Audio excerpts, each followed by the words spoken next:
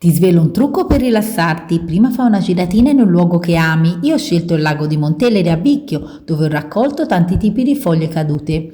Poi ho preso i miei acquerelli in godè e ho preparato nelle vaschette della tavolozza i toni dell'autunno. Inizia così a dipingere anche te foglie autunnali ad acquerello usando una palette calda di rossi, aranci e gialli. Stendi prima una base leggera di colore bagnato su bagnato, poi aggiungi tonalità più intense, lasciando che le tue foglie si tocchino in alcuni punti. L'acqua farà fondere naturalmente i pigmenti tra loro, creando sfumature morbide e armoniose direttamente sul foglio.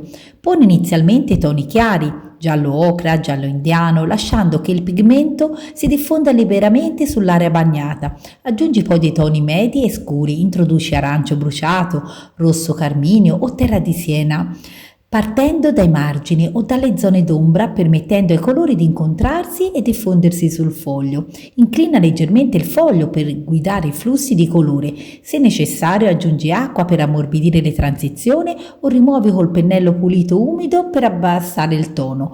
Mentre certi effetti di venature puoi farli col resto del tuo pennello o con uno strumento appuntito, semplicemente graffiando leggermente la superficie dove il colore farà poi più presa. Se vuoi, una volta asciutto, applica velature più concentrate per rafforzare le nervature e definire i bordi senza perdere la morbidezza generale. Aggiungi piccoli dettagli con pigmento più denso o micro sfumature con un pennello fine, mantenendo però alcune aree lasciate libere di diffondere per un effetto naturale.